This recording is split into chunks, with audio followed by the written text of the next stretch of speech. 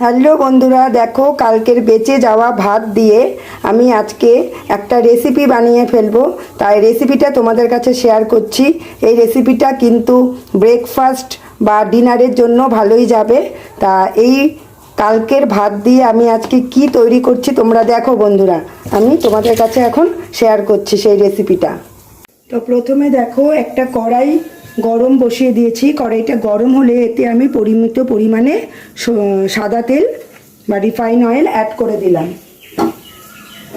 তেলটা গরম হলে এতে আমি দিয়ে দিলাম দেখো একটু গরম মশলা, গোটা গরম মশলা, দুটো দারচিনি, দু টুকরো লবঙ্গ, আর এই এলাচটাকে আমি একটু থেতো করে দেব। দেখো বন্ধুরা, এলাচটা আমি একটু ফাটিয়ে দিলাম। দারচিনি আর লবঙ্গ আর এলাচ এটা দেওয়ার পরে আমি একটা বড় সাইজের পেঁয়াজ কুচি করে রেখেছিলাম, সেই পেঁয়াজ কুচিটা দিয়ে দিলাম। পেঁয়াজটা এবার একটু হালকা করে ভেজে নিতে হবে। দুটো লঙ্কা আমি কুচি করে এর মধ্যে দিয়ে দিলাম। পেঁয়াজটা এবারে ভাজা পর্যন্ত একটু ওয়েট করি আমরা। বন্ধুরা, তোমরা চাইলে কিন্তু এর মধ্যে একটু সবজিও অ্যাড করতে পারো, যেমন ধরো আলু, গাজর এগুলো অ্যাড করে দিতে পারো। তা আমি কিন্তু আজকে সবজি অ্যাড করছি না, আজকে আমি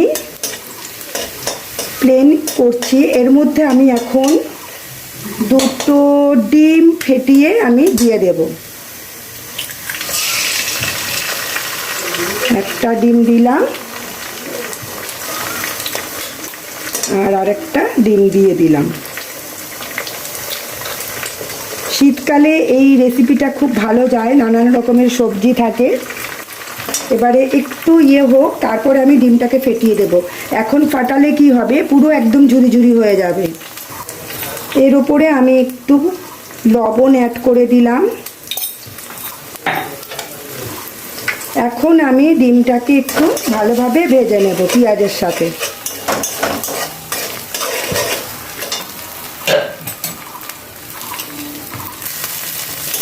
দেখো ডিমটা পেঁয়াজের সাথে ভালোভাবে ভাজা হয়ে গেছে। এখন আমি এর মধ্যে কালকের এই বেঁচে যাওয়া ভাতটাকে অ্যাড করে দেব।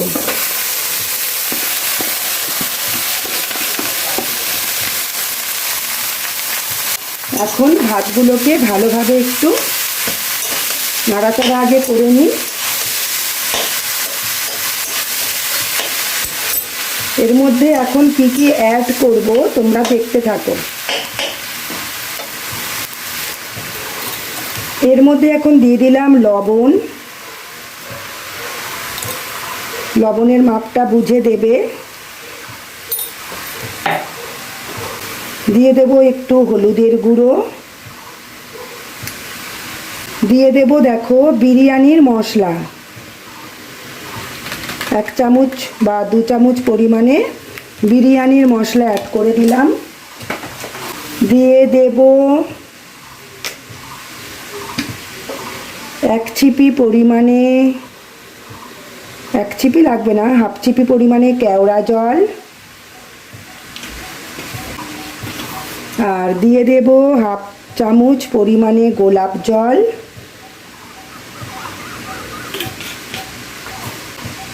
দিয়ে এবারে ভালোভাবে ভাতটাকে একটু ভাজা ভাজা করে নিতে হবে।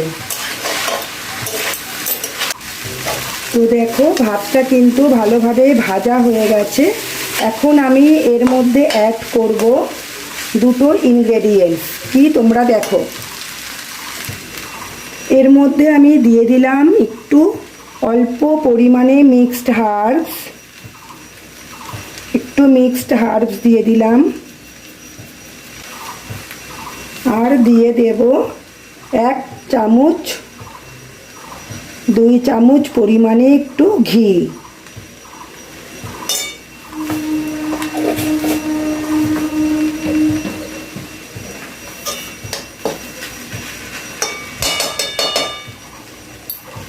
এবারে মিক্সড হার্বস আর ঘিটা দিয়ে ভালোভাবে একটু ভাতটাকে আর একটু নাড়াচাড়া করে নিলাম।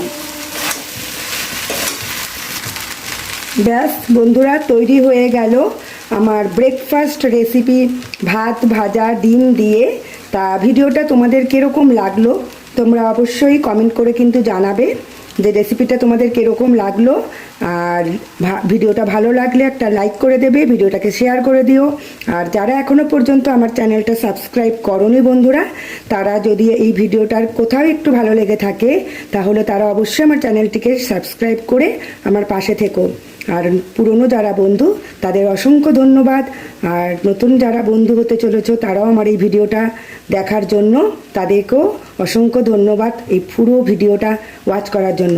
তাহলে বন্ধুরা এখন আসি, আবার দেখা হবে নেক্সট কোনো ভিডিও নিয়ে।